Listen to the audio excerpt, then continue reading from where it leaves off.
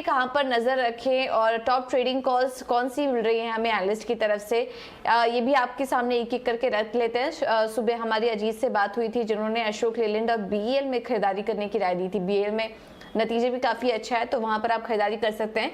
इसके अलावा रेलिगेयर ब्रोकिंग की तरफ से जो कॉल्स हमें मिल रही है उसमें पहला है इनका व्यू चंबल फर्टिलाइजर पर, यहाँ खरीदारी करके आप चल सकते हैं। 320 के लक्ष्य के लिए स्टॉप लॉस होगा 294 का। अगला जो कॉल है वो है आरईसी लिमिटेड, 126 के लेवल्स देख रहे हैं, स्टॉप लॉस 119 का है। आखिरी कुछ मिनटों में यहाँ पर भी अच्छी तेजी देखने को मिली थी शुक्रवार को। जयनाम ब्रोकिंग की तरफ से एबीबी में खरीदारी करने की राय दे रहे हैं। 25-24 का स्टॉप लॉस लगाइए, टारगेट होगा 2599 का। इस शेयर पर आप नजर रख सकते हैं एबीबी पर, और यहाँ पर भी हमने देखा था कि निश्चित तरह से अच्छी रिकवरी एबीबी में भी देखने को मिली थी। इसके अलावा अपोलो टायर्स पर भी नजर रखिए।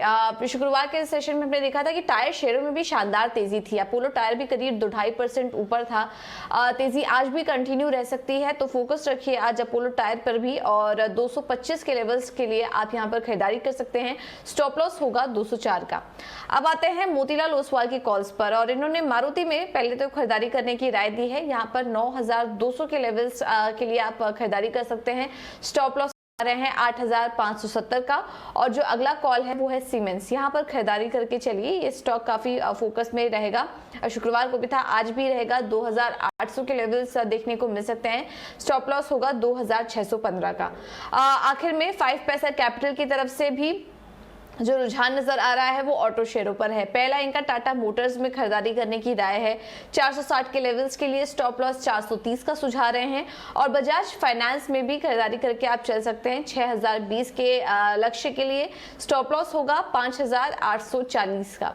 तो आज जो रुझान है वो खरीदारी की तरफ ही है। सारे कॉल्स में खरीदारी करने की राय है, और फोकस आज ऑटो शेयरों पर देखने को मिल रहा है। बड़ी दिग्गज auto company Tata Motors, Maruti, Ashok Leyland, यहाँ पर आज आपको खरीदारी करने की राय दी गई है। तो आज ऑटो शेयरों पर नजर रखिए, अच्छी तेजी यहाँ पर देखने को मिल सकती है।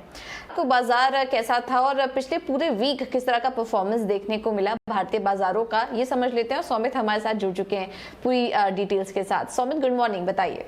अगर लास्ट वीक की अगर हम बात करें तो निफ्टी 3 हफ्तों के गेंस के बाद लास्ट वीक नेगेटिव क्लोजिंग के साथ बंद हुआ। निफ्टी बैंक इंडेक्स में भी करीब 1% का डिक्लाइन देखने को मिला। एनर्जी इंडेक्स अगर हम बात करें तो 2.5% के गेंस के साथ टॉप सेक्टरल परफॉर्मर था। पिछले 3 हफ्तों से लगातार ये इंडेक्स गेन किया जा रहा है अडानी ग्रुप स्टॉक्स के दम पे। उसके अलावा अगर हम देखें तो निफ्टी फार्मा इंडेक्स में भी पिछले 4 हफ्तों से हमें गेंस देखने को मिल रहे हैं। लास्ट वीक करीब 2% के गेंस के साथ क्लोजिंग हुई। और निफ्टी फार्मा के अगर हम देखें तो बिगेस्ट वीकली गेंस थे जून 24 से लेके अब तक। Laurus labs, Torrent pharma top gainer थे निफ्टी फार्मा इंडेक्स में। निफ्टी रियल्टी इंडेक्स भी पिछले 4 हफ्तों से कंटिन्यूसली गेन किए जा रहा है। सिमिलरली निफ्टी एफएमसीजी इंडेक्स में भी पिछले 4 हफ्तों से हमें गेन्स दिख रहे हैं। अब लूजर साइड में अगर हम देखते हैं तो निफ्टी आईटी इंडेक्स जो पिछले 3 हफ्तों से लगातार गेन किया जा रहा था, लास्ट वीक नेगेटिव क्लोजिंग के साथ बंद हुआ, करीब 6% का डिक्लाइन दिखा। सारे कॉन्स्टिट्यूएंट्स जो थे निफ्टी आईटी इंडेक्स के वो रेड में क्लोज हुए। और वर्स्ट परफॉर्मिंग सेक्टर था ये वर्स्ट परफॉर्मिंग सेक्टर था ये पिछले हफ्ते का निफ्टी आईटी इंडेक्स। उसके अलावा Nifty bank, Nifty PSU bank, Nifty financial और निफ्टी मीडिया, ये सारे इंडेक्सेस में करीब 0.5 to 1% का डिक्लाइन हमें लास्ट वीक देखने को मिला। निफ्टी 50 स्टॉक्स की अगर हम बात करते हैं तो ओएनजीसी 4 हफ्ते से गिरे जा रहा था लगातार, but last week positive closing के साथ टॉप गेनर था निफ्टी 50 में। एनटीपीसी में गेन्स थे क्योंकि उनके ग्रीन यूनिट में स्टेक सेल होने की न्यूज़ रिपोर्ट्स आई थी इसी दम पे। उसके अलावा अगर हम देखते हैं तो मारुति सुजुकी पिछले 4 हफ्तों से कंटिन्यूसली गेन किया जा रहा है। टाटा कंज्यूमर और आयशर मोटर्स में करीब 3.5% के आसपास के गेन्स हमें लास्ट वीक देखने मिले।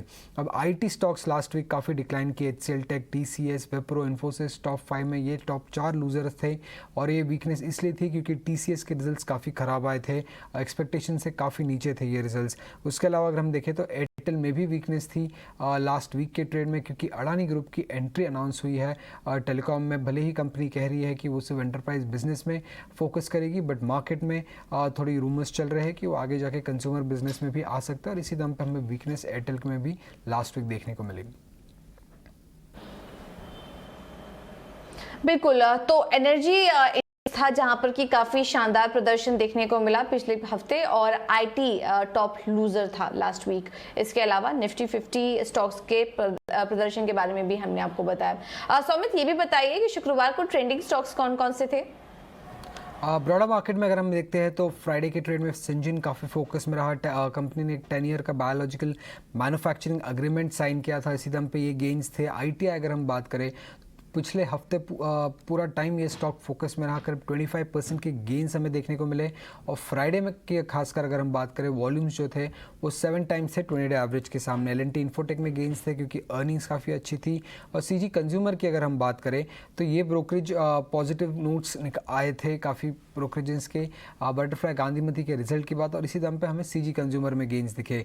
टाटा स्टील लॉन्ग की अगर हम बात करें तो उसमें काफ़ी वीकनेस थी, कंपनी की जो रिजल्ट्स थी वो काफ़ी ख़राब थी। कंपनी ने लॉस रिपोर्ट किया था, एनालिस्ट को एक्सपेक्टेड नहीं था लॉस फर्स्ट क्वार्टर में, इसी दम पे हमें ये टाटा स्टील लॉन्ग में दिखी।